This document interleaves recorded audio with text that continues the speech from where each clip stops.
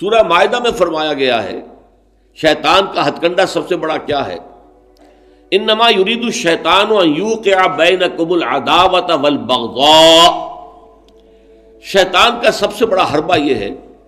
کہ وہ تمہارے مابین دشمنی اور بغض پیدا کرتا ہے۔ یہ شیطان کا سب سے بڑا حربہ ہے۔ انسانی اخوت ہے، برادری ہے، بہن بھائی ہیں، اب ان میں رخنے ڈالنا،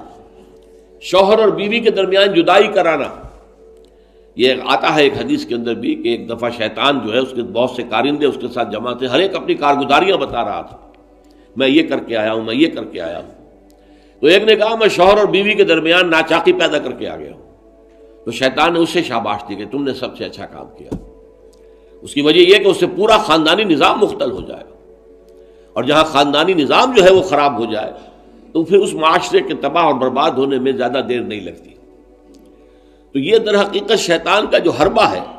ان یوقع بینکم العداوۃ والبغضاء، تمہارے مابین دشمنی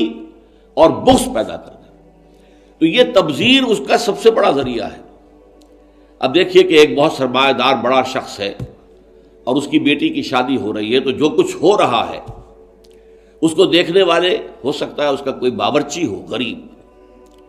کوئی شوفر ہو، ڈرائیور ہو اس کی کار کا، کوئی چوکیدار ہو اس کی کوٹھی کا، کوئی مالی ہو اس کی کوٹھی کا،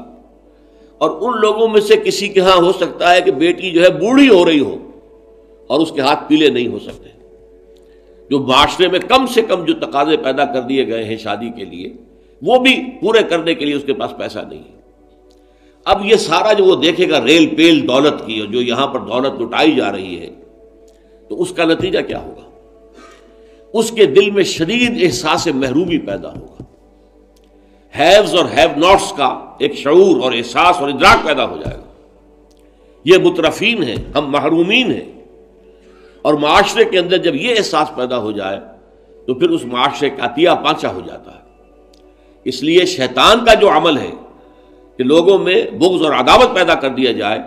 تو تبذیر کے نتیجے میں بھی وہی شے حاصل ہوتی ہے۔ ان المبذرین کانوا اخوان الشیاطین وکان الشیطان لربہ کفورا۔ ہمیں تو یہاں تک حضور نے حکم دیا ہے کہ تم اگر اپنے بچوں کے لیے پھل لے کر آؤ تو یا تو پڑوس کے بھی بچوں کے لیے وہ پھل بھیجو ان کے گھر کے اندر، اور یہاں اگر تمہارے پاس اتنی ہی صرف مقدرت تھی کہ اپنے بچوں کے لیے کچھ لے آئے ہو، اس سے زیادہ کا امکان ہی نہیں تھا، تو یہ ضرور اہتمام کرو کہ ان کے چھلکے یا ان کی گٹھلیاں، آم آئے ہیں گھر میں تو آم کے چھلکے اور گٹھلیاں تو اپنے دروازے کے باہر نہ ڈالنا۔ تمہارے پڑوسی کے بچے دیکھیں گے کہ ان کے گھر میں آج آم آئے، انہوں نے آج آم کھائے اور ہمیں یہ میسر نہیں ہے،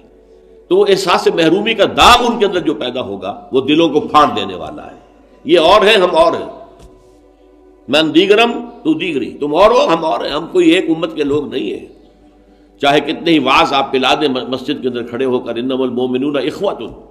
لیکن جب یہ شکل ان کے مشاہدے میں آتی ہے تو وہ کبھی ماننے کو تیار نہیں ہوتے کہ یہ گھر والا جو ہے یہ بھی میرا بھائی ہے۔